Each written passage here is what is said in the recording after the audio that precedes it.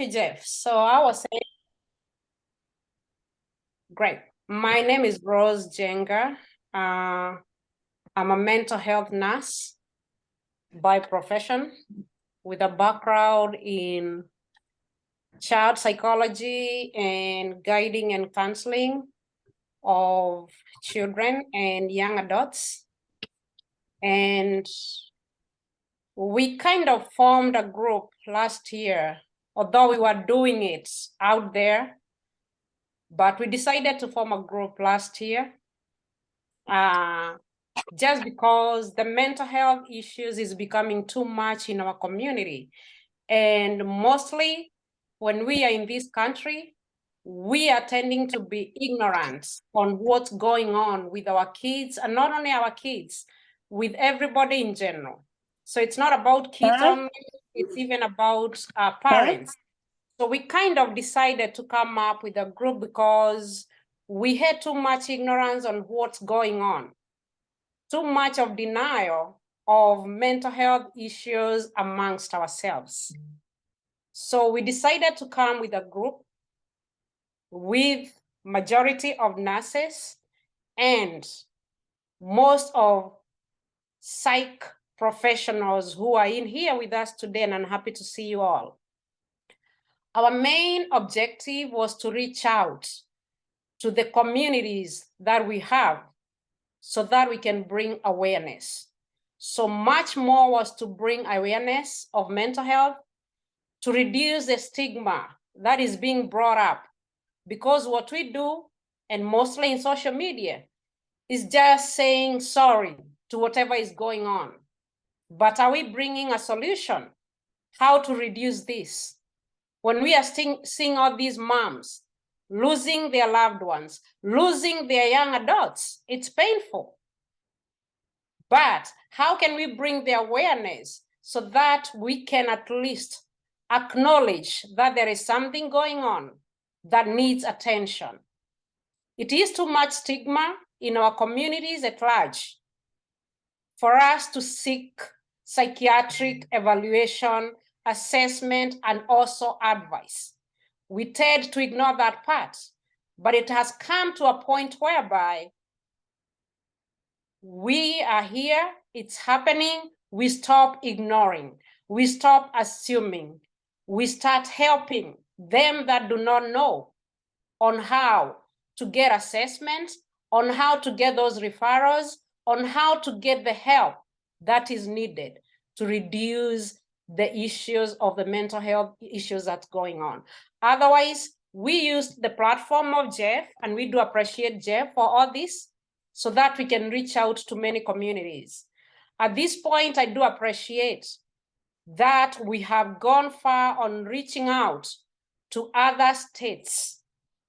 And our brothers and sisters, when I see your names there, I feel so honored with our group from St. Louis, who we decided that we'll keep reaching out so that we can bring it known that mental health illnesses are there and how they need to be addressed, how we need to check on our loved ones, how we need to help them.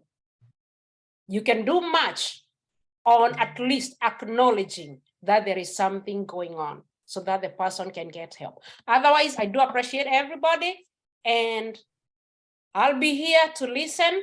I'm a mother with teenagers, and I do appreciate being amongst you all.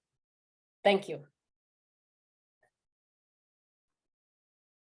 Thank you, Rose. Let me welcome everybody who is in tonight's meeting. Mine is very brief. It's just to moderate what you have put together.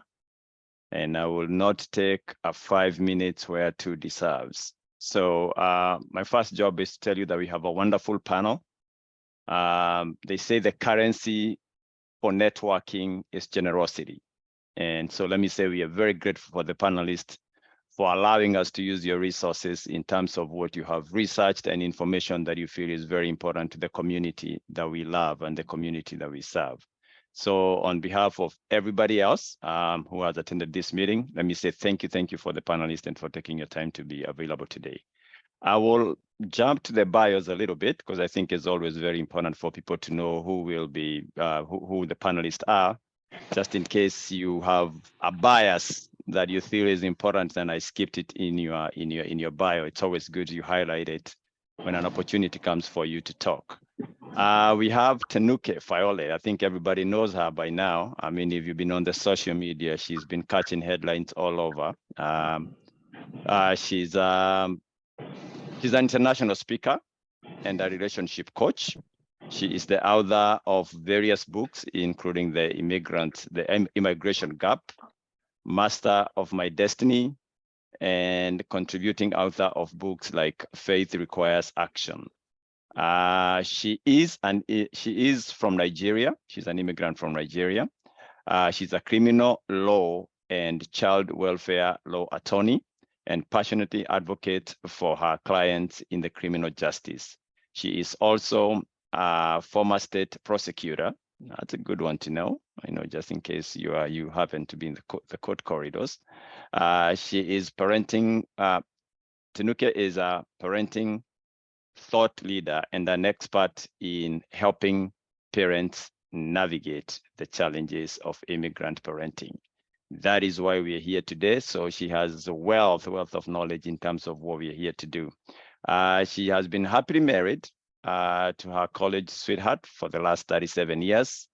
And in the due course of their marriages, they have done some stuff that have made them parents and also grandparents, which is awesome to note. She loves traveling and spending time with her family. If I missed something, I'm sure she will highlight that. We also have a wonderful gentleman in our panel today, Dr. Kuria, aka Baba John. I think that if you wave, they'll know you. He has a BSN, Bethel University from Indiana, then University of Southern Indiana at 2012. Dr. Kuria has done extensive youth ministry and evangelism in Kenya and USA. He is actively involved in youth empowerment in the church and in the community, currently working as a hospitalist, internal medicine at St. Joseph Regional Medical Center, Mishawaka, Indiana. Married to Jennifer for 23 plus years. How do you do that? That's awesome. That's good to hear. He has, I think, three kids. He will let you know all about that. Then we have Charles Mogo. Charles Mogo is a husband and a father of 3. Charles is actively involved in Christ Covenant Church in St. Louis, Missouri as a praise and worship leader and a choir master. Charles and his wife are great champions of family unity and healthy marriages. They have been organizing couples events and seminars, serving African immigrants and refugee communities in St. Louis and without. He's a nurse by profession, BSN from BJC. Good to have you. Then we have Dr. Muthoni Musangali, does not need introduction. Muthoni is an associate professor in counseling department of Webster University. She's a member of the American Council Association for Counselor Education and Supervision. A lot of abbreviations that we will come through to. Dr. Muthoni is actively involved with immigrant youth mentorship programs. Dr. Musangali publications include co-authored chapters in ACA Handbook on International Counseling 2013, as well as an article in the JCD on the development of counseling in Kenya. She earned her PhD in counseling education from the University of Central Florida.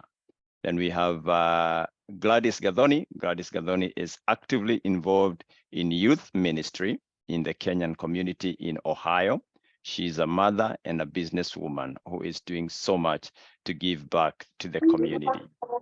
Welcome you all, the panelists.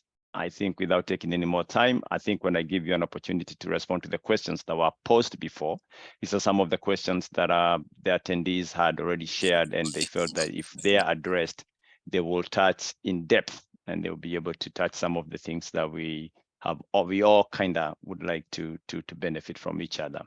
And our first question is on relationship, and it goes to Tinuke. what I'll do, the way we'll do it, we'll give this 5 minutes in itself. And once you're done in exploring, I'll give the panelists each a minute if you wanna, add in something to that. You have about a minute to add to it as I guide you through. So Tinuke, what are some of the most significant divides between immigrant parents and children? Welcome. Thank you very much. I think the first important thing for us to know is that we are different from our children because we have different experiences. And I think the most important one is the difference in the rates that we have assimilated into our new countries. We forget the fact that when we have children, when we either raise them or they are born in America, for instance, they get to go to school here, elementary, middle, high school, college. So they get immersed in society. They learn the culture, whether they want to or not. They learn to eat the food. They love the food, the dressing, everything. They even learn about the history of the country. They can empathize with this country. But for us, many of us do not go to school here. Even when we do, we're adults. We do our own thing. Just like in college, you don't have to mix with other people if you don't want to. And many of us really go through our time here without mixing so much with the other people. So essentially, you might have, even though they are our children and we think, this is my blood, this is my child, they are like me, but no, you might have two people with two different cultures living in the same home. That is bound to cause conflict. Also, many of us did not grow up in nuclear families, coming from Africa. Maybe we were raised with a grandparent or an uncle or an aunt. Sometimes we're strangers. Some of us find ourselves in homes where we're just there to help, and then God has brought us up to be able to be where we are. So we don't have the nuclear family system like it is here. Many of us, especially coming from Africa, we don't have fathers who express their love with hugs and kisses and I love yous. But this is what happens in this society. So we are not able to give that to our children because we don't know. But our children are seeing other people, or they're seeing their friends receiving these from their fathers, and they begin to wonder, does my father love me? How about the fact that we belong to different generations? So we are likely at least 2 decades away from our children. And every generation has its own unique sets of norms, trends, culture, how they do things. But we are in a different generation from our children, so that is bound to cause problems. Many of us growing up did not challenge authority. Like I said, you live with a father who really was not so accessible, and you couldn't just question your dad or even your mom. But here, our children see that their friends can talk to their parents, they can ask them questions, they can challenge whatever they say, but that is not how we grew up. So just so many things. Many of our children are living in more affluence than we had when we were growing up. So they take a lot of things for granted that we don't. How about just cultural differences? You see that many of us as parents, we are comfortable still wearing our cultural attires, eating our food, speaking our languages, but our children are not. Sometimes our children are uncomfortable wearing these clothes, especially if they haven't been brought up wearing it. They don't want to eat the food because they see other options which they may prefer. So cultural differences also. So we just have these many things that cause us to have division when we are not the same. Even the share. No. No.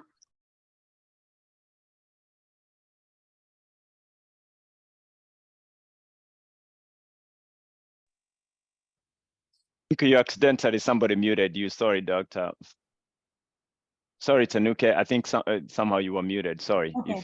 Okay. For the last 45 seconds, you are muted. So if you want to regard it, go back the last, what you say, the last 45 seconds. Okay. Sorry. So I said, even geography, even the fact that we were raised thousands of miles away from where our children are, that in itself is cause for division. And I think another important point is that when we were growing up, the school, the home, the church, the society, your neighbors, everything was in alignment.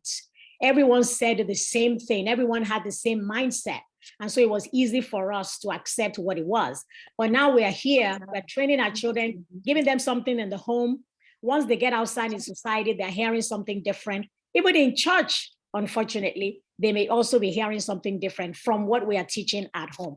So all those things cause division. And eventually, if care is not taken, they will lead to conflict among us. Thank you. Beautiful. Now I see why most of your events are full. I'll pass a minute to the panelist. Anybody else want to add up to what she said, or would like her to clarify something she said, or expand on something she said? In the panelist, if you want to add something, Dr. Kuria.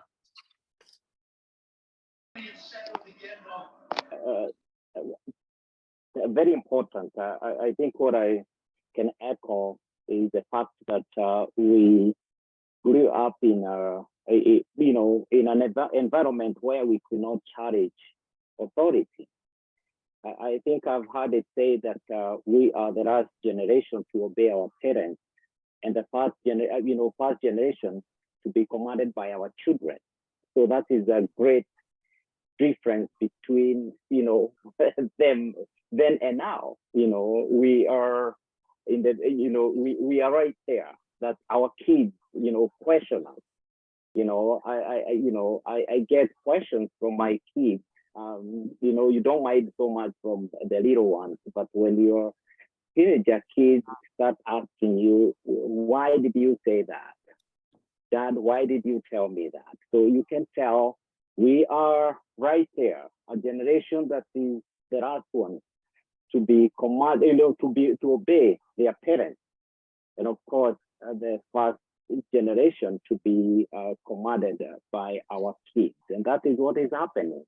So that is a huge difference. I think that is what I have to say. Absolutely. Thank you. I have another 30 seconds for another panelist who would like to add something to that. If there's no one saying anything, I can add something. Absolutely. So that is why I believe that my book is very balanced. I'm a Christian, and I still believe in what the Bible says, that children should obey their parents, regardless of what generation it is. But I think I will agree that we are the last generation to think we can tell our children because I said so without explanation. But I wouldn't say that we are the last generation that our children would not obey, because there's a blessing when they obey. So we just have to be balanced. We have to relax and allow our children to ask questions. We told our children, you can ask us questions, but you always have to be respectful.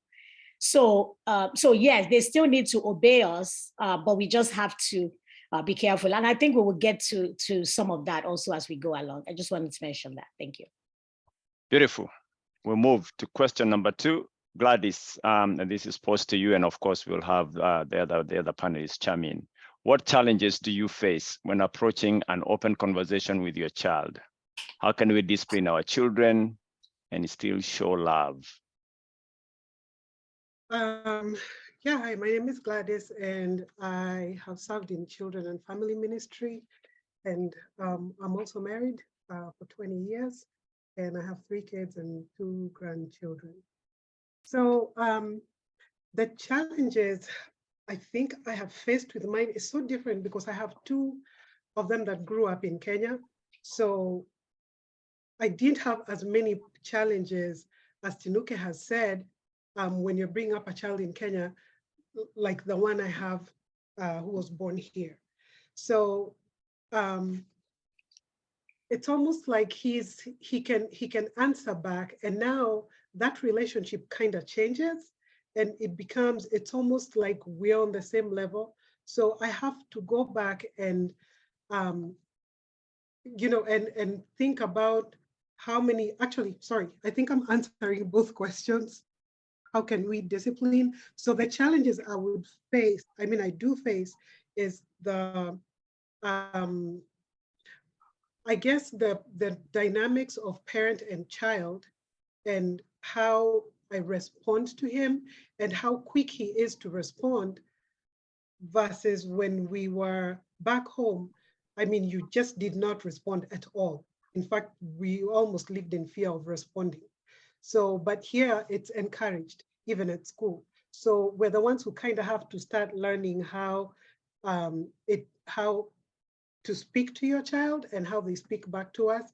And also, I think as far as discipline is concerned, I believe that disciplining without clear values often establishes power and control between parent and child, rather than righteousness and justice.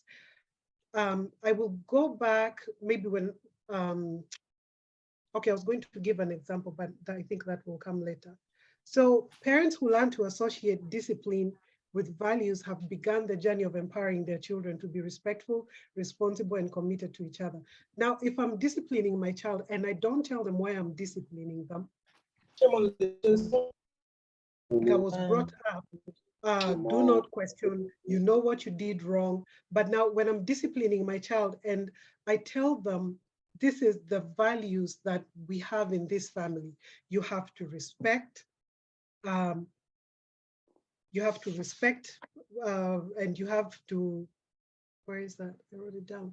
In respecting integrity and honesty. So when I'm disciplining this child and they reject the discipline of whatever I'm disciplining them for, so they will have the potential to develop an attitude of entitlement or intolerance towards others. So I guess what I'm trying to say is when we have taught these children values, then it's so much easier when we're disciplining them because they have direction and they know exactly where they went wrong. So they know the consequences that are going to be meted on them. And as far as consequences are concerned, I think it also depends with the age of the child. If it's maybe a child that is still playing with toys and maybe not into the electronics, maybe you'll take their toys, or maybe it's going to be timeout. If it's a teenager, it's probably not taking privileges that this teenager has. And if it's like the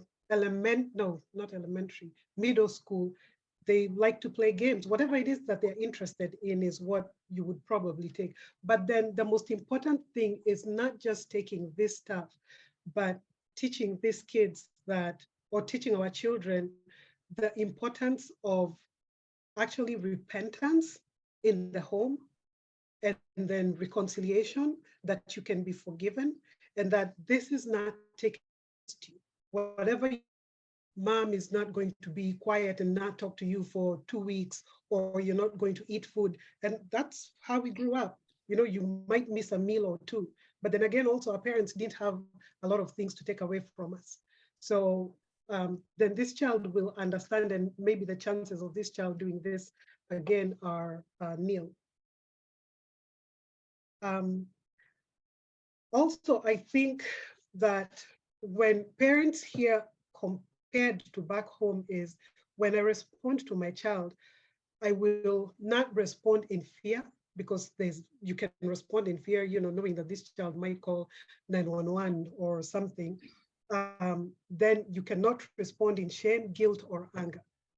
And those are the 4 things I think that when I started disciplining my son here, compared to the ones in Kenya that were brought up in Kenya, those were my challenges: fear, shame, guilt, or anger. And when I discipline that way, then this child will repeat it again and again and again, whatever he did, because now it becomes like, now we're on a level playing field because I haven't instilled any values. Yeah, I think that's what I had. I just got this question, so I wasn't like very well prepared. I hadn't seen it. If you are not prepared to answer that question, I can only imagine what it would be like if you're prepared. I thought you had studied the question for about a month based on how you answered it. So I think that was a preamble of telling us how good you are in this thing. It was well answered, just so you know. So that was a well answered question. And I think there's a lot of information that we gained from that. Charles, do you have anything you'd like to add to that? And give the other panelists a minute.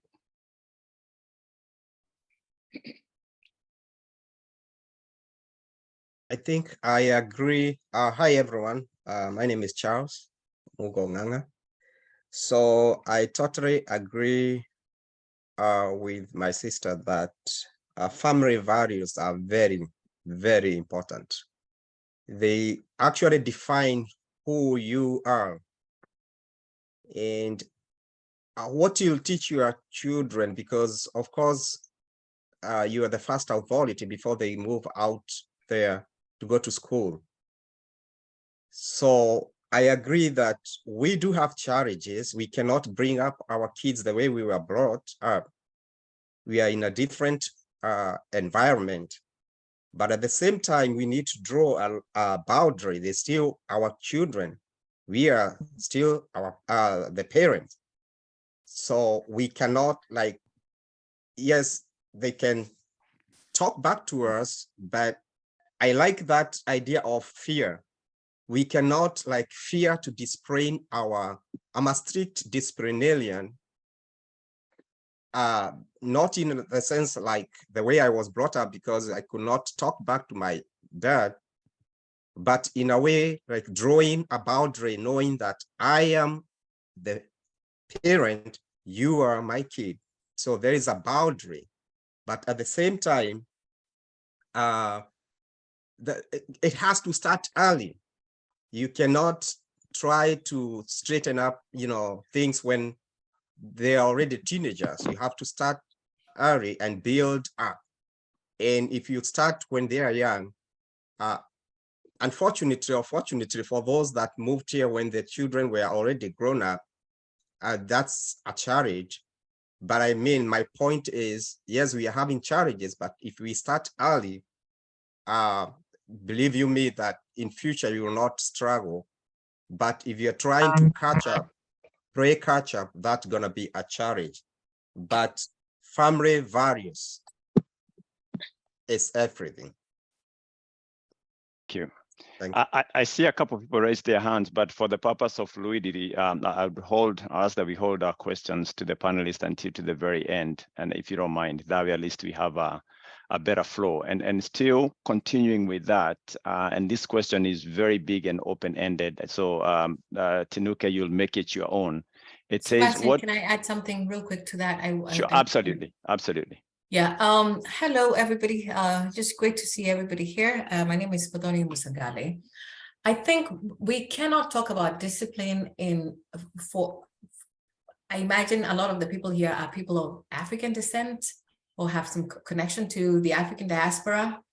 And that to talk about discipline and not talk about corporal punishment, physical discipline, I think would be ignoring a big part of a practice that is common. I think it would be a disservice because I am aware that this is a common practice amongst people in our community, and we can't pretend otherwise. So when we're talking about disciplining without fear, that a kid might call 911, it's not when I take their phone away that they're going to be calling 911.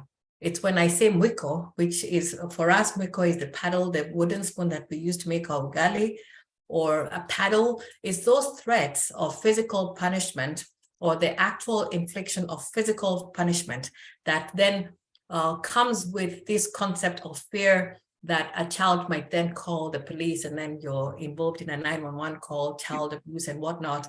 And when I think about this, I wonder about the whole point of discipline. When you think about discipline, is to train our children. But I think oftentimes we associate discipline with inflicting pain and punishment.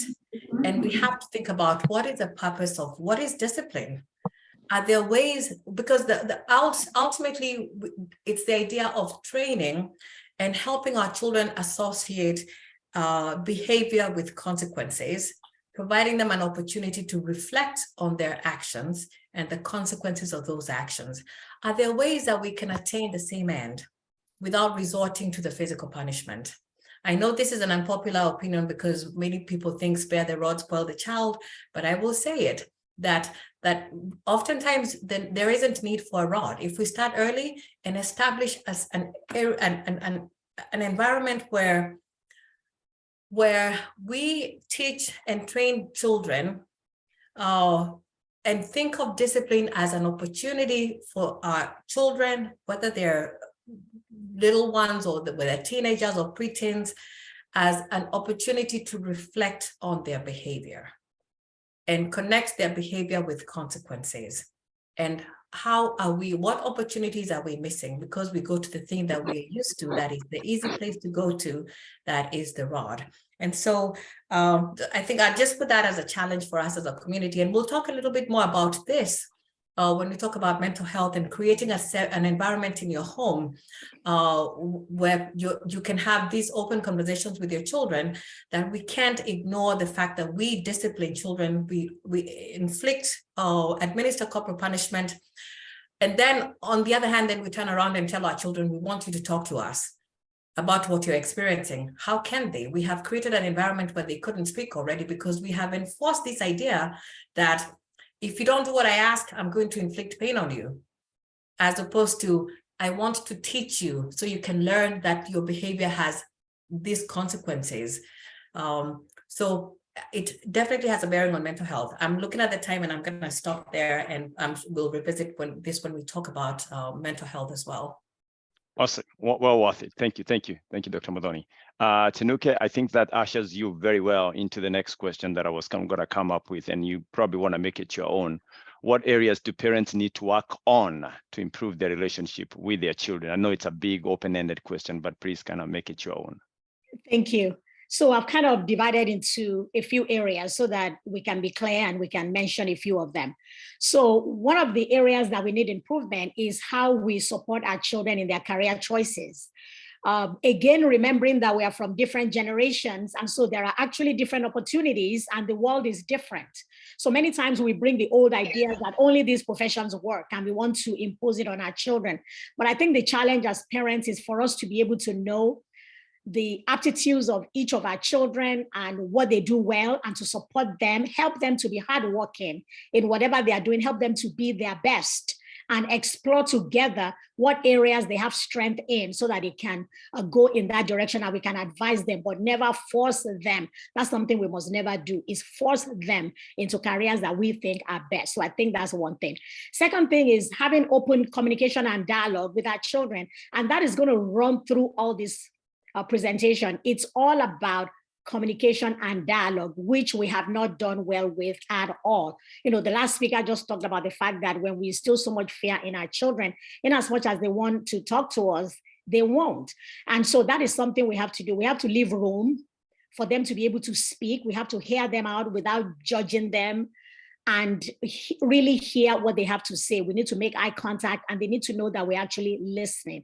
We need to let them say whatever they want to say. That way we will hear from them. And we need to create a safe environment where they can feel free to come. We can come together as families to have meetings and have them speak. We did that when our children were growing up. We had family meetings where they were free to tell us what we were doing wrong. We just told them they had to be respectful in their delivery, but you are free to say these things. And I think we need to continue to improve on that. Mental and emotional health, there are people that are going to respond to that today, but that's an area where we need to connect more with our children. So for the sake of time, I'm going to leave that for the people that will talk about it, but it's a big area. Being ignorant about our children's challenges. Again, just because we have brought our children to the United States doesn't mean that they have a wonderful life and nothing is wrong. So we need to be in tune with them. Our children have challenges of their names. And by saying that, I'm not saying that we should start naming our children, you know, Mary and Kimberly. We named our children African names, and they are having children and they are naming their children African names. So that's not the point. The point is that we need to know that our children face these challenges. So that means that we need to prepare them. You know, they need to be able to say their name well, and they need to be able to stand up to people and ask them to say their names well. But these are challenges that they face. They face challenges about their skin color, what their hair looks like, what their clothing looks like. They do face those challenges. So we need to be aware that everything is not all rosy for them. So we need to be a safe haven that they need to be able to come to. Another way is how we discipline our children. And that again has been trashed very, very well. I just wanted to mention a few nuggets. Rules without relationship breed rebellion. So we can discipline our children all we want, but there has to be a relationship. You know, when we first came to this country, I used to be surprised of how the teachers, my children's teachers, were able to get them to obey, were able to get them excited about doing their homework and being good and having the student of the month without using the cane. It used to surprise me. How do they get you guys to do these things without using the cane? And that let me know that many times we run to the cane because it's easy. We vent, we just slap them or whatever. But if we actually take time to have relationship with our children, they will respect us enough to do what we need to do. And then another mantra is we have to connect. Again, it's saying the same thing. You have to connect before you correct. If you're going to correct a child, you must be someone that they respect and they know that you're not just saying this. And again, let's not assume that our children know some things. Let's train them. You know, my husband always gives this example that one day he was sweeping the floor and my son just walked by and kept going. And my husband said he thought to himself, oh my goodness, I just want to slap this boy. But then he just thought to himself that, you know what, where did I actually sit down to teach him that when an adult is doing something, you need to take? That's our own African culture. That's not the American culture. American culture, you all take care of yourself. So we have to actually take the time to train up. And once we trained them, they got it. We will finish eating and our children will carry our plates from us. We will come home, put our shoes down. They will carry our shoes to the bedroom. After we taught them and let them know this is what we expect, they did it. So don't let's assume. And then let's make sure we follow our own rules. You know, let's not just think that children are just to obey, so we keep giving the rules. When we all make rules that we're going to do, are we following the rules as parents? Are we doing what we're asking our children to do? And then we have to model good behavior. And then I think one of the things I'm also going to say is another thing we can improve on is letting go of our adult children. As Africans, we retain control over our children for too long. They are working, they are adult, but we're still controlling them. They are married and we're still in their homes controlling them. That is something we can do better. If you have an adult child who is not behaving well, that's either your fault for not training that child well, or the child really has his own choice to make. You know, God created Adam and Eve and they chose to do what they wanted to do. So let's leave them to live their lives and learn whatever they're going to learn. And the last thing is, as Africans, sometimes I think we misrepresent our faith to our children. And so our children grow up and they don't want to be whatever our religion is anymore because of what we do. So we have to be the example of what we want them to be. We need to have conversations with them. And we need to be concerned about their heart, not just about what people see. As Africans, a lot of times we are concerned about what people are thinking, their appearances. But let's be more concerned about our children's heart, even as we draw them to follow God. And I want to end with an example of a child who just told her parents she wasn't going to church with them that day. And they were wondering why, and she didn't tell them. And they beat her. They spanked her and forced her to go to church with them. She was, I think, 17. So to think that you could actually beat a 17-year-old beats my imagination. And this is about God. If you are forcing a child to go to church, is the child even going to listen? Come to find out, the child was reluctant to go to church because a youth leader was abusing her, sexually abusing her and some other people. But the parents did not take the time to listen to find out why. They could have gone to church without her that day and come back and sit down and have a conversation. What is it that is keeping you from doing it? Those are some of the things we can do better. Thank you. Beautifully done. I think you alluded to a lot of things that touch almost everybody, and appreciate that. So I think based on the way the questions are going, people will be able to share if they have something they want to add on to that. And Dr. Kuria and Gladys will follow into this, and I'll invite everybody to that. How do dads, moms impact the lives of their daughters and sons? And what is the best way to handle the issue of relationship, that is boyfriend and girlfriends in our families? Thank you very much. I think Tinuke answered actually that, or alluded on that, is a lot of depth on how we impact in the areas of faith, in the areas of morals and academia. It's more so setting examples. Like we normally say, you cannot preach wine and you cannot preach water and drink wine. So modeling good models, and of course setting the best of examples, the best ways that we as parents or mothers and fathers, can impact the young or the kids. Personally, what I do is, creating dialogue, that you want to leave the tables open, that your kid can approach you anytime. You know, in the areas of faith, in the areas of education, I mean, we cannot force our kids into going the direction they do not want.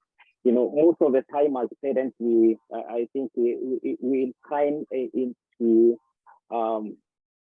having kids live our lives instead of their lives. So you know, that is a major area that I mean we can change and actually have the you know, the kid kind of take a direction or guide them into making good choices. That is the area. Then I think I'll let Gladys going to, you know, talk about it a little bit, and then we can go to the next question, the next part of the question about the boyfriend and girlfriend. I think mostly what I do in my home, and I guess what I've studied, is that if we don't start where God is, if we don't start from the beginning, if we don't start from where what his intention is for family, then it is really hard to kind of guide our kids, and also the way we impact our children completely changes, because it's almost like we're groping in the dark. But when we know that we are following some guidelines that have been set there before, that actually have promises, then it's easy to not, you know, divert and just move out of the way. So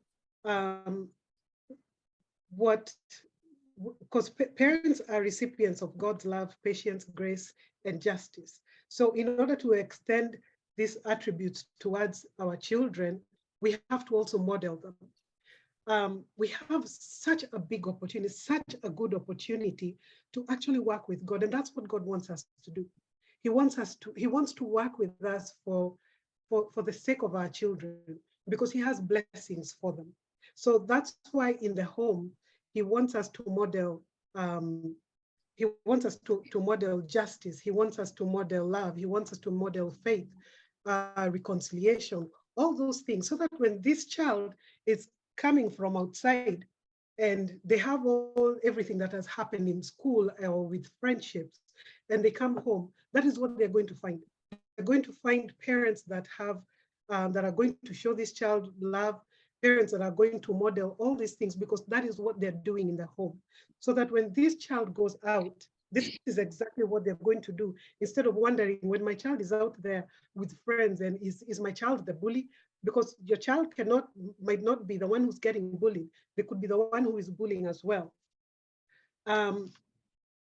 So when we model that inside our homes, we actually hold the answers to eternal life, as well as physical and emotional needs for our children. So children ask questions directed to parents, not because other people can't answer those questions, but because they trust their parents. So the impact we're also having is, can this child come to me and trust me? Can they trust that I'm going, not only can they trust that I'm going to answer this question, and can they also trust that if I don't know the answer, Mom, it's going to be okay. We can look for the answers together. So when we're showing our children that they're welcome in our domain, then it's easy for them to actually come to us when they encounter problems out there. So, and also I've noted that with my children, at least, that nothing satisfies children's souls like asking questions from their parents, or asking their parents questions. And then also, where was that? And the other thing also is the impact we can have on our children is that, I think Tinuke also answered this one, or she talked about this one, is leading by example, right?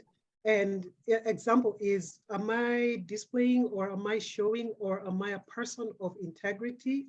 Am I honest and faith, and also justice? Because kids are keen and they're watching what we're doing, and they're also sensitive. So whenever I have a death grip or control on my children, then I'm not trusting that God is going to guide me. I'm not trusting that God has the best for my children. So whenever I'm not showing love or mercy, or I'm not even providing for my family what they need, or that I'm guided by fear, then that child is just, that is what that child is going to take out there. And then when these problems come, because I wasn't, or I'm not aware of what I was doing and I was not displaying all of this, then I will not even know how to handle those challenges with my child. So the impact I have on my child, I mean, this is just the beginning of this child's life going outside. So, and I don't know it all, I don't have it all, but I know that God does. And so that is where I would normally go, you know, and just trust him that he's going to work. I mean, he wants to work with me. He wants us to do this together for my child. Thank you. Yes.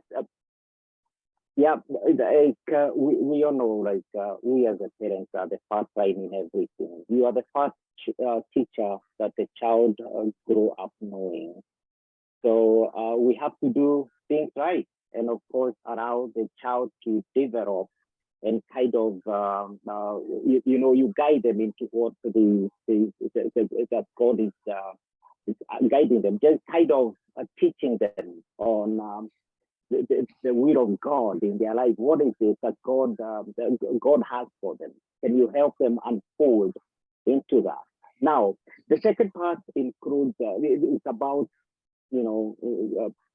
boyfriend and girlfriend, which is very sensitive area, and of course this one goes back to the family values. What is the family value? What is our family value? I mean, teaching the children our family value is very of great importance. Partner, I have 3 boys. What do I do with them? Once the boys, even my oldest and my second born, who is currently 18 years old, when he recently told me he has a girlfriend, my taking it is bring them home. Of course, there is a concern actually in today's age and time. Not to say anything, I mean, we respect the LGBTQ community, but is that part of my family value? Is that the way that I want them to go?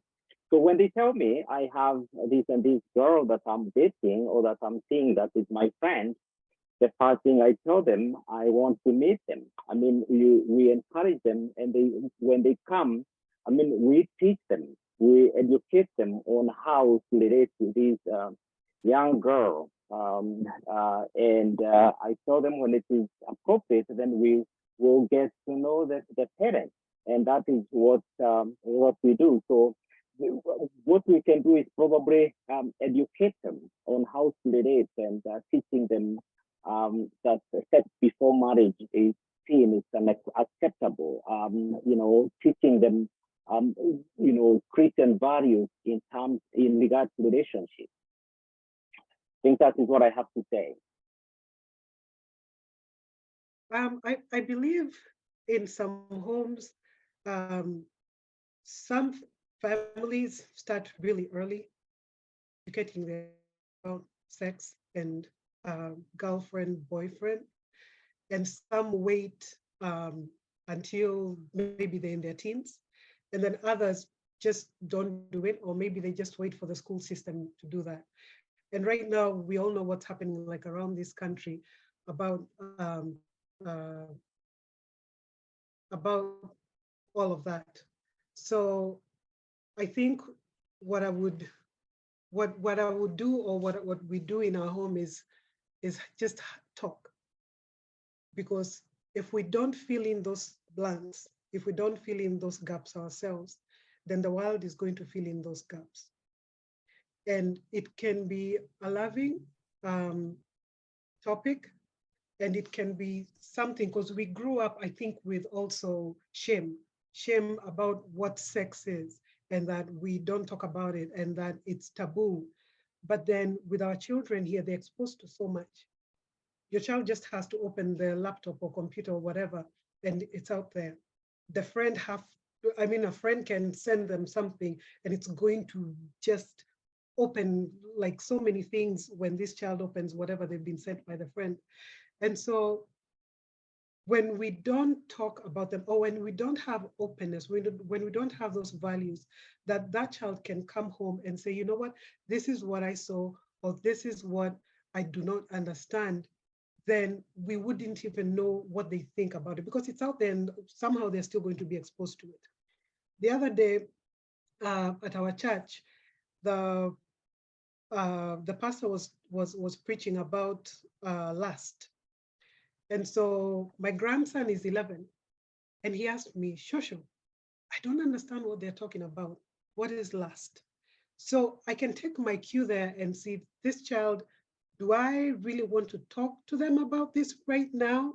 Because they don't understand it, they're not interested, but somehow I could also see he was uncomfortable. So we can just start having a conversation with him, like, okay, what do your friends say? Or have you seen this, or have you had this? And then maybe we can see where he is and gauge where he is and talk to him about, talk to him on something that he's going to understand. But then I don't have to open the entire can of worms and tell him all the biological features and all that, because they haven't done this in school yet. So I think it depends with the age, depends with your values at home and what your beliefs are. But all I know is we have to talk to them about it, because the world out there is telling them, and it is telling them the wrong thing. I want my son to respect the person he's going to marry. I want him to respect this woman, and I want him to see that this is God's creature, and I need to take care of her, and I need to love her the way God loves her, with fear, because we're fearfully and wonderfully made. And I want him to see this person as that. I do not want the world to tell my son to abuse women, or this is what women do, or this is what women are for, or open relationships, or all that. No, this is something that is sacred, and this is a gift from God, and that's the way I want him to see it.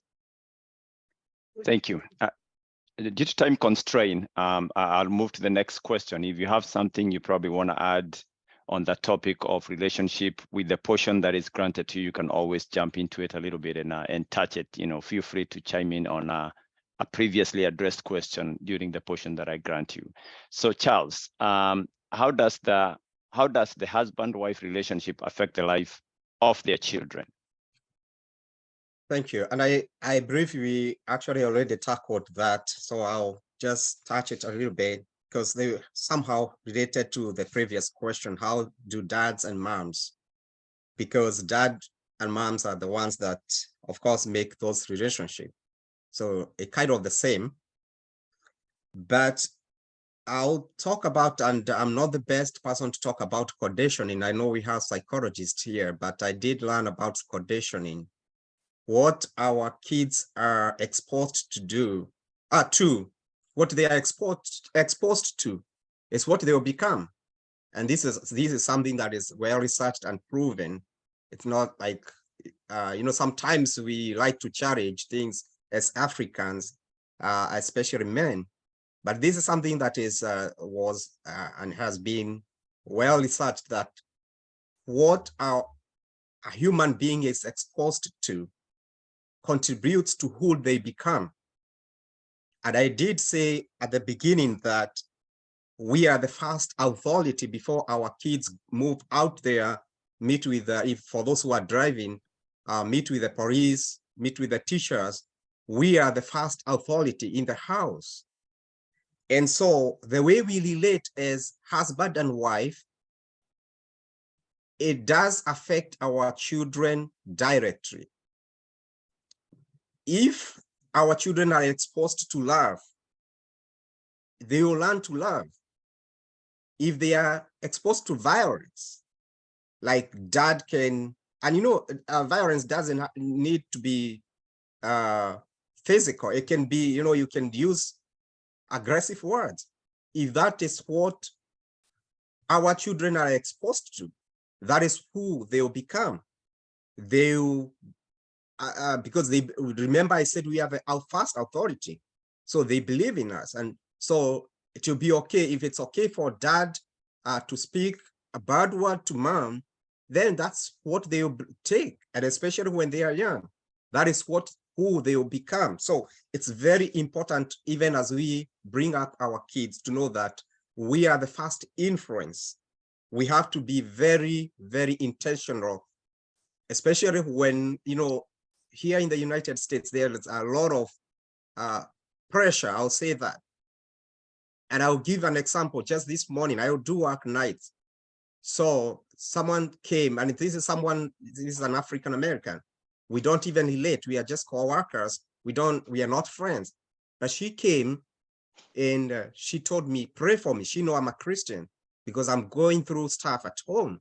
You can tell that there is a lot of pressure, and especially during this COVID era, post-COVID. So there's a lot of pressure. There's things that came up that we were not used to. But how you treat your spouse, that is who, and there is a research I was doing, there is a research that was done by the University of Michigan, that love matters, that's the topic, how parents love shapes children. And they did a study, followed the kids even after 12 years. And it's amazing that even after 12 years, there was an impact. There's an impact of how the husband and wife related. And kids that were exposed to love tended to do better. They had better grades. They became better citizens. And this is a study that are different ages. So it's very, very, very important how we relate. As when you are not happy, be careful what you say, especially in front of your child. And if you show respect to your spouse, your kids will learn, respect is remember I said about family values, they will learn. It's not just about saying it, it's doing it. And I think there's so much talking, but we are not doing it. And I think there's someone who said about faith and work. There's a lot of, I don't even know whether to call it faith, because actually faith without works is dead. There's a lot of talking. What we are, and Dr. Kuria did say that we are preaching water, but we are drinking wine. What we are saying is not what we are doing. Our children will become exactly what they hear, what they see. And that's what I'm calling conditioning. And I think I'm done. And I will invite Dr. Muthoni with this question, and there'll be a switch of gears. So you'll jump into the next question that is also, I'm hoping you're privy to these questions that, will usher in mental health. And it starts with single parenting, comes with challenges of balancing between work time with your children and time of yourself. What advice do you have for single parents? But on that, you also jump into the mental health aspect. If you are privy to the questions, it's talking about immigrants struggle with discussing mental health with their children. Lack of awareness prevents many parents from discouraging, and you can address all that together if you don't mind. Sure. So on the question of single parenting, as we think about children learning behavior from what they observe or from what's modeled, the question reads, single parenting comes with challenges of balancing between work, time with your children, and time for yourself. Those are just some of the challenges of single parenting. Anytime a person is a single parent, it's either the result of a child born out of wedlock, a relationship that didn't go well, or maybe the death or loss of one parent.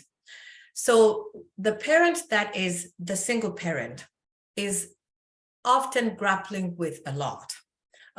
Could be coming from loss, could be traumatic loss, whether it's the end of a relationship, whether it's death of a spouse or a partner, or raising a child in really difficult circumstances.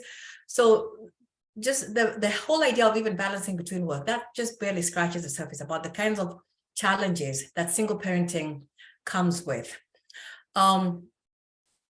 And oftentimes a person that's a single parent, then you're coming into this with a burden of the failed relationships or relationships that haven't worked out. And those can sometimes leave one questioning your own sense of yourself, of your own worth. And also, this may be something that your children have been a part of, a process that they have witnessed in some ways or other. And so they may also be struggling from the same impact of observing a relationship gone wrong, where their own hopes have been dashed.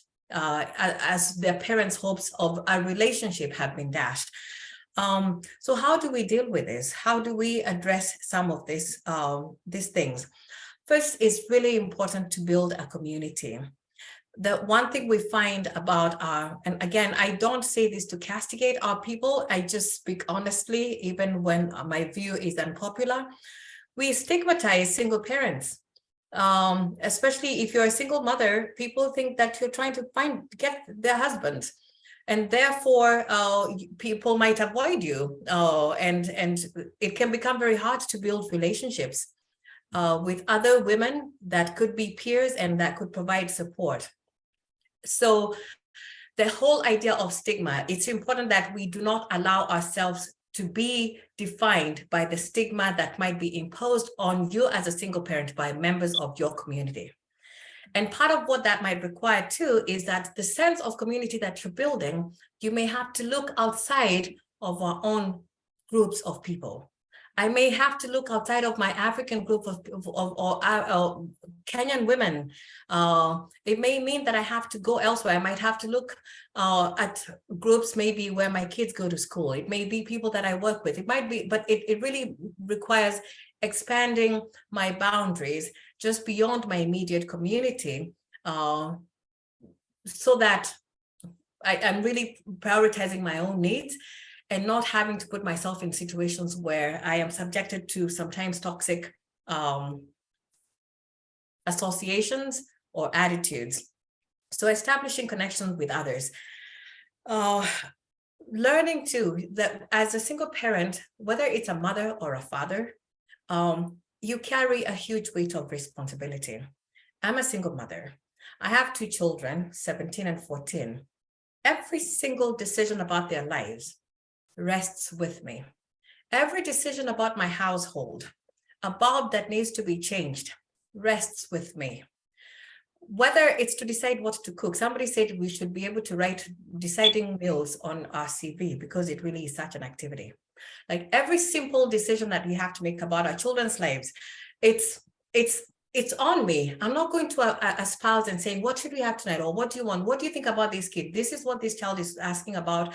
Teaching my child to drive. I have a 17-year-old. She had to learn to drive. That's me going and finding cones to set up on a parking lot so she can try to back up and learn how to drive. As a single mother, you have to learn to do all of these things. So it's very important that you have a sense of community because you cannot do it all. Recognizing that I have boundaries, there are limits to my own capabilities, right? And learning to shed, again, we think of ourselves as independent women, we're strong, we can do it all, but knowing that that strength has limits, and it can be crushing to try and take everything on. One of the things I do, my children are very active in sports, they're in cheer, they're in volleyball. I cannot be everywhere because I need to put food on the table. So I have to work a job, right? I'm the only breadwinner in my family. So some of the conversations I have to have with my children are, I have to be at work on these days. If you're going to be in an activity, it has to be on these 2 nights that I'm available to take you. If I cannot be available on those nights, and this is when it's offered, then we are going to identify a parent with whom you carpool. Carpools are my thing, people.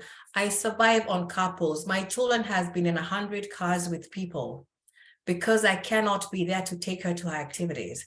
And I cannot decide that because I'm not there, that you're not going to have these experiences that are very important in shaping a child's life. And therefore, part of that is also learning to go outside of my comfort zone, build relationships with other parents, and also put my pride aside and say, I need help.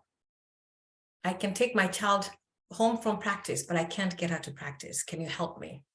One parent says, I can do Mondays. Another one says, I can do Tuesdays. It's humbling to have to ask for help in that way. But you must. The other piece to then you talk with your kid. I looked at my daughter the other day and my heart was just really, I actually cried when I thought about it. I thought about how many cars this child has been in. Every night, something is happening. She's riding with somebody else. She's riding with somebody else. She's become very proactive in just finding her own right. And it's usually with people that I know, her friends, her classmates. But part of that is for them to understand that we are part of a team together. We sit down, we are honest about what we can and we can't do. We're honest about what money we have. You want to play volleyball? That means we can't go on vacation this year because I'm going to have to pay club volleyball fees for the club. Or we are going to spend money on this. That means we can't eat out this month because we have these expenses. So being really vulnerable and honest with them about here's where we are, here's what we have, right?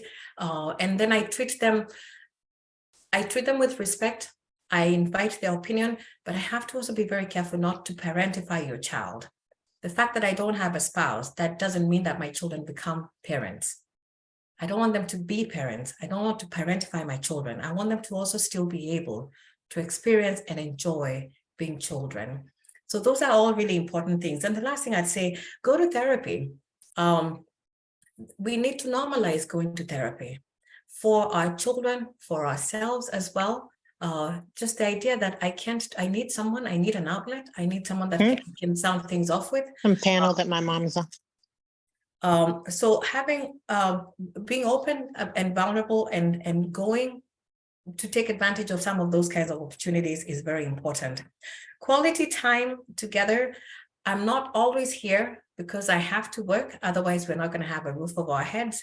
But that the time that we do have, then we spend that well. So we're specific about everyone's doing their thing, but we will be very intentional about carving out time. It's very easy as a single parent to lose that sense of family because there isn't a father figure in the life of my children. My daughter makes fun of me. She says, Mom, you're kind of like a dad. The only thing you haven't done is grilled. I've never grilled. The day I grill, then I will earn my dad card. Up until that point, I'm not. But part of that is then that we are a family. We're not any less of a family because we're a single parent family. We're a single parent household, that we are a family unit. And so that we don't think of ourselves as less or as missing something. Shall I? Something really important, and this again, as I go into mental health, as a single parent, it takes, man, you just lay yourself bare. There are conversations I've had with my children, young as they are, about here I am, I live in the United States. When I die, I don't want to be taken to Kenya. I don't want people raising funds to take me to Kenya and all of that sort of thing. So just being really clear, taking care of my business. I've talked with them because that's my kids. There isn't a man to make decisions about me if I'm sick or something like that. So it's taking care of my financial affairs, talking to them about what are my wishes? What do we do in the event this and this happens? What will you go? Who will you talk to? Here's my insurance agent. Here's the information. Here's this policy. All of those kinds of details. I know that's not necessarily mental health related, but I think it's very important that we're having those open conversations so that when that time comes, they're not then fighting over what to do with me, with a community that believes you should be taken back to my village of Kagwe where I have not been, right? So I'll move on to the next question, and I'll just read the question and that says, many immigrant parents struggle to discuss mental health with their children. Lack of awareness prevents many parents from discovering when their children have something bothering them. How can parents create an environment where children do not feel belittled and dumb when they share their struggles? And what can parents do to encourage open dialogue in their families? We've sort of touched on some of all of this, but I think one of the things that is so important, I hear this all the time when I talk with young people here, is not using our own experience as a yardstick for hardship. The fact that I walked 10 miles to school in the morning in the rain from January to December that does not become the definition of hardship that my children have to rise to. That my own yardstick, my own experiences do not become the yardstick by which I measure struggle and hardship. Because when I do that, I fall into the trap of diminishing their experience, because it doesn't rise to the level of what I perceive to be problematic and challenging. When they come to me with something that they're struggling with, it may not compare at all to the hardship of life growing up in the village with very little in our time. And then the tendency to diminish what they're presenting is very strong and appealing. And this happens all the time. I hear this from people who are saying, my parents say, you know, because and I hear this even from parents who are saying, you just walk out and the school bus is there to pick you up. You just get a pizza and you put it in the microwave. All of these things, we're used to like really quick solutions. And so you think because of that our children cannot be experiencing mental health struggles. We have to be really honest about it and acknowledge that their difficulties may be on a completely different scale, and I may not understand them. And I don't have to, because I don't have to be the person with the solutions. That's why we have trained professionals. So normalizing going to these trained professionals. When my kid has a toothache, when we go to the dentist, if she comes and says, I have a dentist appointment, we're not going to look at that and think twice. We should get to the same point about talking about therapy. I have a therapy appointment. I'm going to see my therapist. That you can say something like that with ease and not have people think, she goes to see a therapist. I wonder what's wrong with her. We don't think that when someone has a toothache. We don't say, oh, that person doesn't brush their teeth. They're not taking care of their teeth. They're not doing this. We don't think that. Why do we think that when it's a mental health issue? So normalizing going to a therapist, it's really important that we are allowing that. I heard about the woman whose son was killed, the Kenyan woman in Virginia. Ivor, I think his name is Ivor, the young man that was killed. He had a mental health crisis. His mother, I listened to her. I watched her talk about how she loved her son, how she embraced him. She took him to the hospital. The systems failed him, but this mother did everything she could. This was a parent that had embraced her son with his mental illness, and the way she talked about it, I just wish we could all think about mental illness in the way that she talked about it. This was a particular struggle that her son was facing, and she was there, didn't judge him, didn't stigmatize him. So learning to normalize that. The other piece too, I'm just looking through my notes very quickly so I can make sure that I cover everything that I meant to. How do you know? Lack of awareness prevents many parents from discovering when their children have something bothering them. You will not know if your child has a mental health issue if you don't know your child. You will not know if they have a mental health problem if you don't know your child. You have to spend time with them. Even when they would shut themselves in their room and play computer games, you have to be the parent and make sure that you're spending time with them. Don't expect them to come to you and say, I want to spend time with you. You're the parent. You don't get the luxury of sulking because they have done something bad. You know how sometimes you give someone the silent treatment, oh, I'm going to wait till they snap out of it, and you go days, weeks without talking to your kid because you're mad? You gave up the luxury. When you became a parent, it becomes your job to be the adult and go seek them out. If a kid goes to their room and they're there, you can't say, oh, I'm just going to let them be. No. You can't. You're a parent. Go find out what's wrong with them. Don't say, I'm going to let them come out. I'm just, they're being themselves. The next thing you know, you're going to be finding a child that is gone far beyond anything that you can do something about at that point. So we don't have the luxury to just sit back. Like some days I'm really mad with my kid and I want to just say, whatever, I'm not going to talk to you, I'll go, but I don't want to do that. I can't do that. And I know that many of us do that. We do that with our spouses. We do that with our partners. We are mad. You sulk for days. I read about a man in Kenya who said his wife would get annoyed and she sulked. For 6 months, she wouldn't talk to him. For 6 months, my goodness. But we do that in relationship. We do that with our kids because we're mad with them. So we can't do that. Be the adult, find them and have those conversations. Then you will know them. When you know them, you will know when their behavior is different. You will notice when something changes. But if you're not in tune with them, If you're not talking to them, you will not know when there's a difference. And you'll think, what happened? You'll be caught by surprise. So spend time with them, know your children, ask questions. Even sometimes when it's foolish, even sometimes when it seems like an intrusion, ask them, be in their business, but respectfully so, remembering what we talked about earlier, that you want to create an open relationship.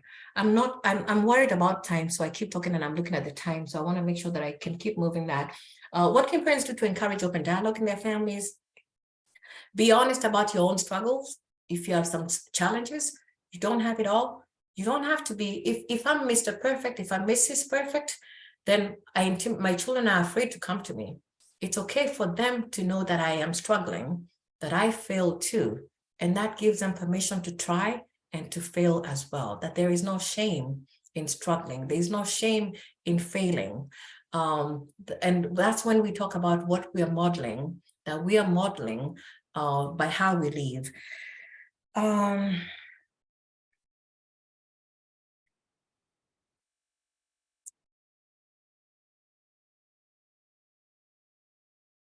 I'll go on to the next question. When and why would I seek mental health professional services? Tied easily to that same question that I just talked about here. When and why? Again, acknowledging that I don't have all of the answers. I am your mother. I would love to be your therapist too. I am a therapist. I'm a professional counselor, but I am not my children's counselor. My girls see other therapists outside of myself, because I recognize that they need that space. They need a resource outside of myself. So, and again, it's like I say that, and I know there might be people who wonder what's wrong with her girls. Absolutely nothing. They're just doing the business of life. And they need someone to talk with every so often. They need someone that they can talk with about things that they don't want me to know about. And that's perfectly fine with me. When they come, am I curious about what they talked about today? Of course I am, but I have to resist the urge, because I want to respect them and allow them their space so that they can create that.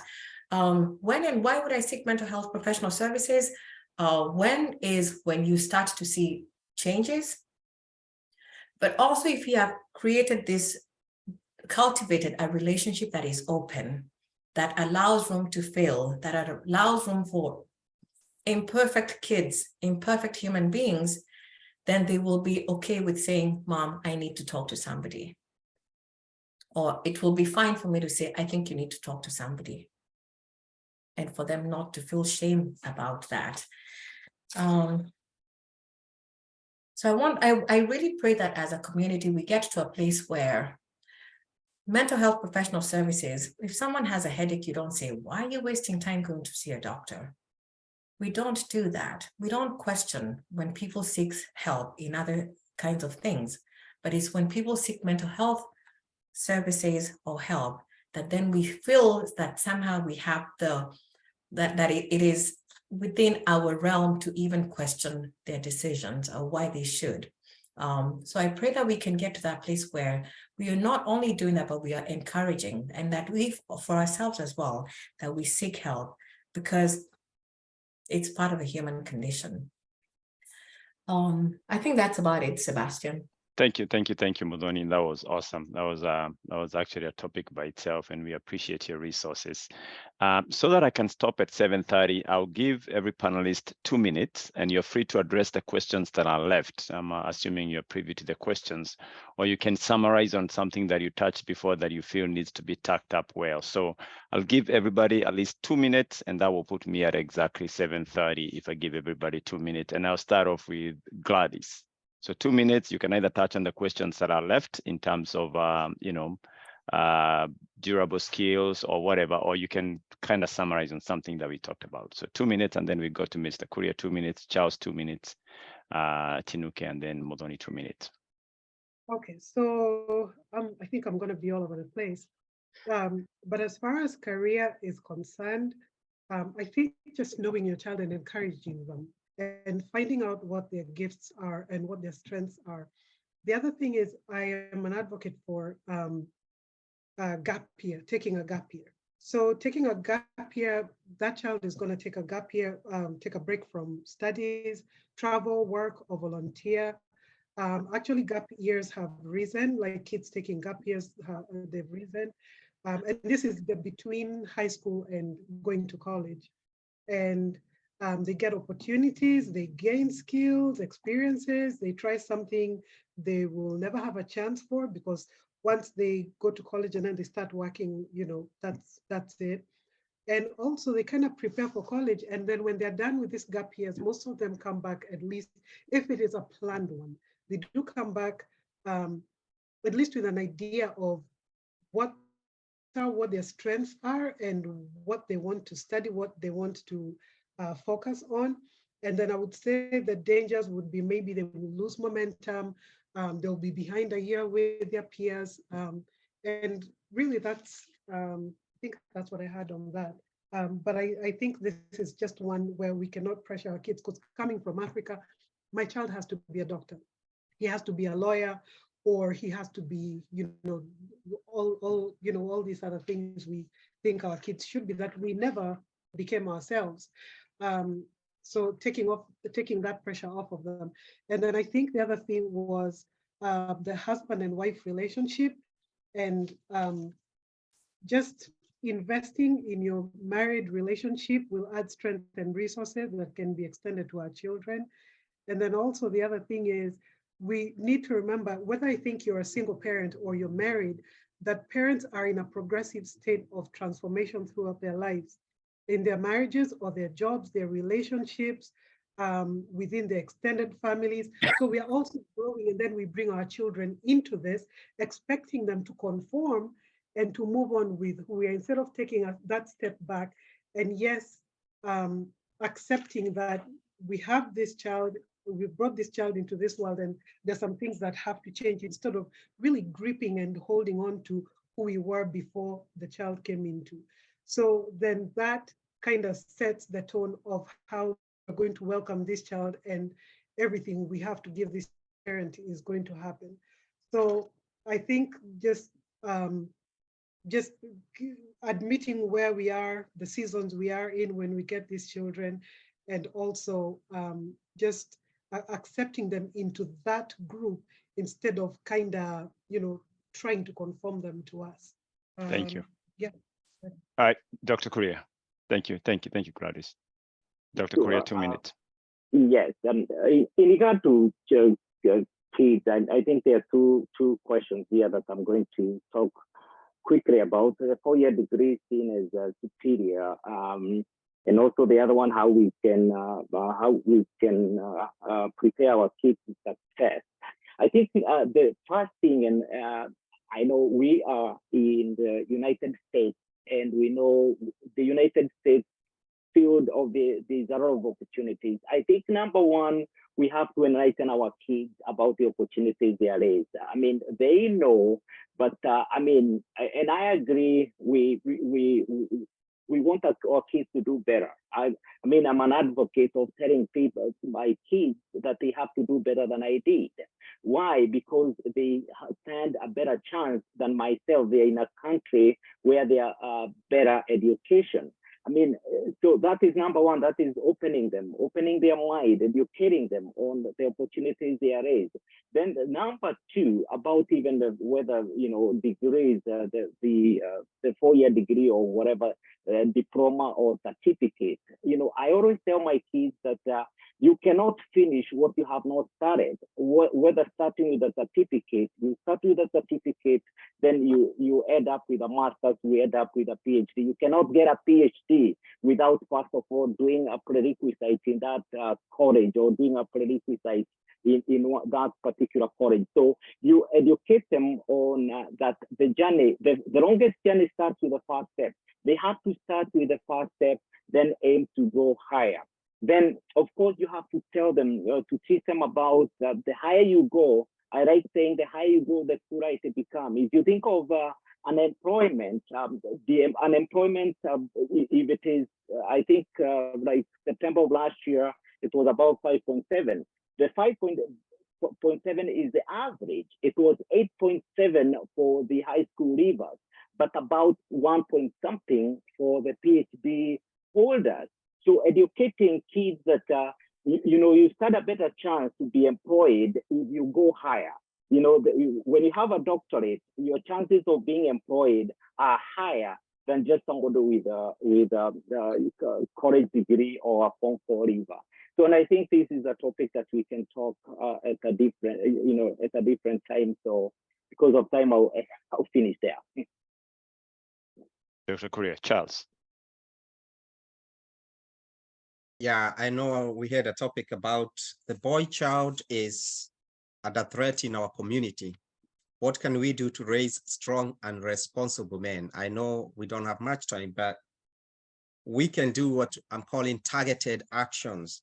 You know, find mentors for them, expose them, of course, to mentors. And my son is a perfect example, Joseph. And also being out for them, you know, being there, as Dr. Muthoni said, you have to be there for your boys, you know, do things that boys do with them. You know, soccer, when they call for soccer, be there for your kids, connect with them. And then, of course, open line of communications. There are things that in Africa we would never talk about, like, you know, sodomy, you know, like our kids are, even our boys are, some of them, they do go through that abuse. Be open to such topics and be intentional. Talk with your boys. I think we don't have much time, but the big thing is like, be there for your boys. Teach them how to become men. If you are not sure, just expose them to mentors. And I think because for the interest of time, I can add there. Thank you, Charles. Tinuke. Yeah, I'll quickly touch about peer pressure and social media. So the first thing to note is that there is positive peer pressure. There are children who are doing good things, eating healthy foods, being involved in sports, following rules. But we know, unfortunately, that kids are more influenced by the bad ones. So we're going to talk about the negative peer pressure. So I think the first thing is that we need to get our children involved in extracurricular activities. Dr. Muthoni talked a lot about that. And especially in two-parent household, I really don't give the excuse. Work your schedules out so that you can help your children be in these activities. And if they're involved in these activities, be it sports, arts, music, whatever it is, it keeps them from trouble. And obviously, if you're a single parent, you can still employ the community, just like she told us. Sit with your children and let them know the consequences of actions. Many times, again, we have expectations without really telling our children about it. And then encourage your children to bring their friends home. And when they bring their friends home, don't judge them. Don't judge how their hair looks, what they are wearing. Love them, accept them, you know, bring them home, provide snacks, you know, let them do whatever they want to do. And it really, really helps your children even to form positive friends. And, you know, we have a lot of our children's friends who are Americans who will even invite us to their weddings. When they're only inviting a few people, they call us mom and dad because we've accepted them. And that's what we have to do. And basically on social media is here to stay. So it's not going anywhere. And there are a lot of advantages on social media. So we just have to know how to use it. So your child you have to know that your child is old enough, mature enough, before you give them a smartphone and things like that. Don't just follow peer pressure, even as adults, to have your children. They may pressure you into wanting it, but you should know your child enough to know when they are ready, because you are going to sit down and talk about how to use social media safely. A lot of children don't know. In the court system, we get to the bottom of a lot of cases just by picking up the children's phones and seeing the activities, not even their phone, just going on social media and seeing what they are doing. But children are ignorant about that. So we need to let them know. I remember telling our children when email started that, you know what, whatever you put on email, be ready for the whole world to see it. There's no privacy on social media. They need to know not to put their personal information. They need to know to always have a password on everything that they do. And they need to know that if anyone sends any maybe nude pictures to them, that they have a duty to delete immediately and block that person. All these things are criminal offenses that our children can really be involved in without knowing that they're involved in it. And I think a most important point is that our children need to know that what not everything they see on social media is true. A lot of children have gone into depression and anxiety, thinking, oh my goodness, I wish I lived in such a beautiful home. I wish I could go on vacations. Not everything on social media is true. And we need to take advantage of teachable moments. There was an unfortunate situation of Gabi Potito, which I'm sure a lot of us heard about, where this boy and girl were having fun. We wouldn't have known about it until the woman died. She died, and so the case came on CNN, and they were showing pictures of how they appeared to be having a wonderful time and sending pictures to their friends. But there was domestic violence going on, and eventually he killed her and then killed himself. We should cash on that as a teachable moment to tell our children, see, we all thought everything was good, but something else was happening. And then there are apps, especially for people with younger children. There are apps that help us to track our children's activities and monitor them on social media, and we should get those. And then take control of that device that you use your own money to buy for your child. If it's bedtime, take that phone away. A lot of children are not sleeping well because they're on their phone. You bought that phone. You bought whatever it is they have, and you must be able to take control of it and take it back from them at the appropriate time. Thank you. Dr. Muthoni. Excellent points, all really well said. I think I'll just emphasize on, I was just thinking about this whole idea of being there. And I think very much about my own experience as a single mother and prioritizing our children's activities. Parenting is not a choice. The moment you became a parent, there's some things you gave up that, and so you entered into a contract that you absolutely have to live by. I go to events at school and I see families here. One of the things about being an immigrant is when I go to an event, we don't have very many people for myself. Like usually it's me for my children, but you see family, extended family, grandmothers, grandpas who have come, who are attending this event. And for us, we are often really busy because we are working multiple jobs or multiple shifts and things of that nature. And I thought about why is it that we don't prioritize this? I went to a boarding school in Kenya. Many of us go to boarding schools where our activities, I played hockey and basketball, but I did that in school. My parents never knew a thing about my activities because they didn't have to, because all this happened in boarding school after our classes were over.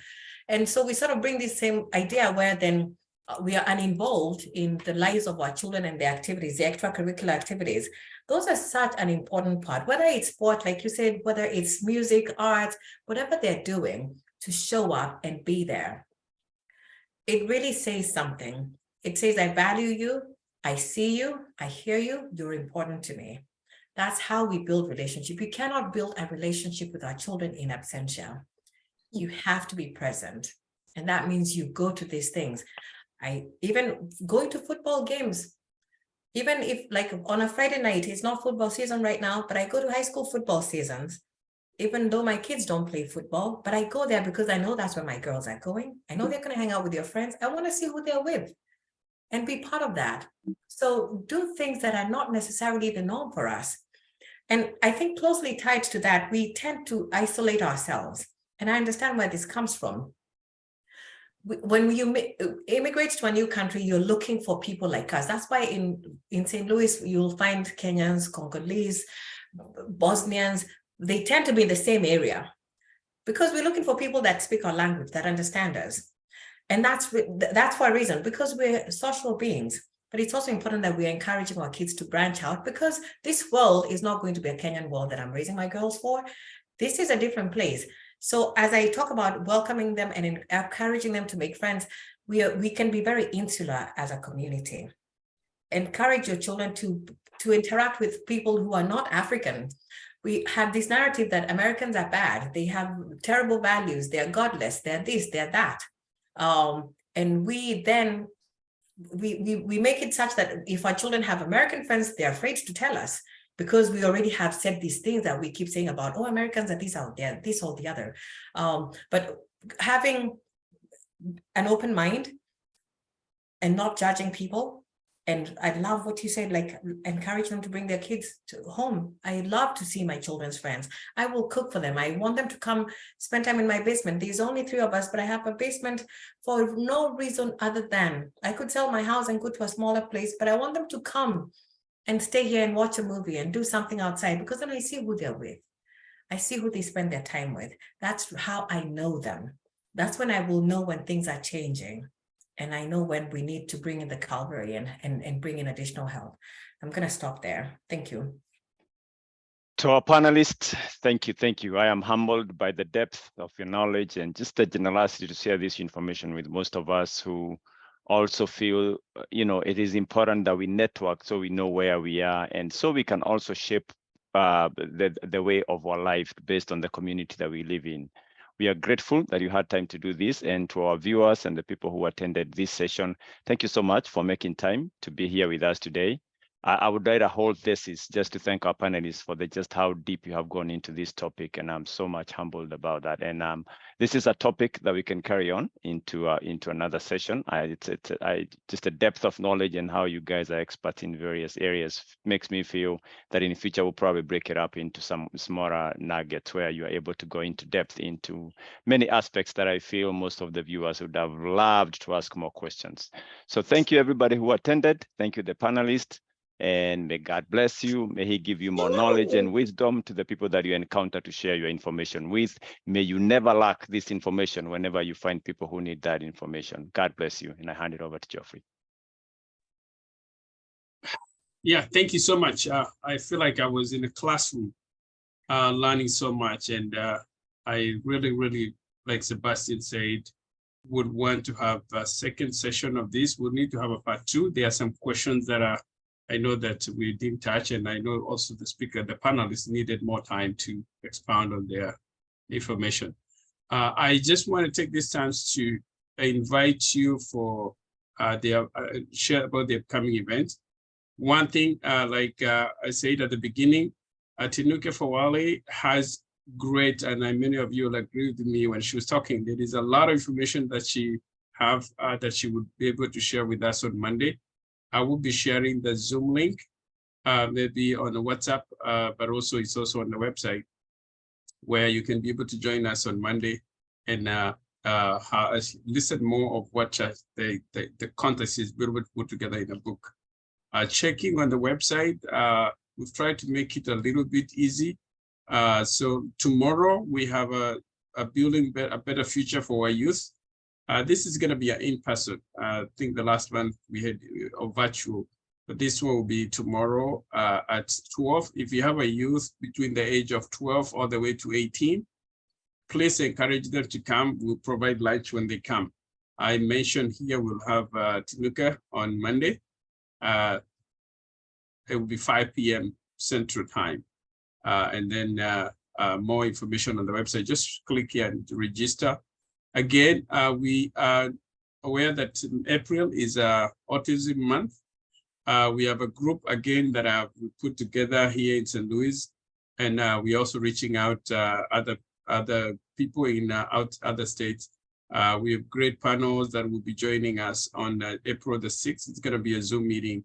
But if you know anybody who also will be able to benefit on this discussion, please encourage them to join. And we're also looking for some panelists who would be able to participate in the conversation. We encourage all the parents, not the parents, but everybody to join in, because we also, like, we're addressing the issue of mental health and creating, breaking those stigma. We also want to break the stigma of autism that is in our community, and we all know aware of that. So reaching out and helping them to be able to be part of this, so we can all be enlightened how to become more accommodative and more welcoming in our community, in our homes, and also in our churches. Then connected to this, the topic that we just had is the Diaspora Marriage Forum. The last month we had in person, but this one is going to be a Zoom meeting. And we want to also address some of the things that have been mentioned in the discussion tonight. How we can also be helpful to each other. And mental health is also related to this. We will be able to have some panelists to discuss that in detail. And then towards the end of the year, I'm just giving a heads up, We have that gala that we normally do in the month of November. So check your calendar and start reserving those dates. Other than that, I would say thank you so much, Sebastian, and all our panelists. We will actually definitely have a part 2 of this. And I think from the last conversation, we are also planning for the part 2 of the Youth Straight Talk. Otherwise, thank you so much. Hoping to see you on Monday at 5 p.m. Thank you so much and enjoy your weekend. Thank you for having us.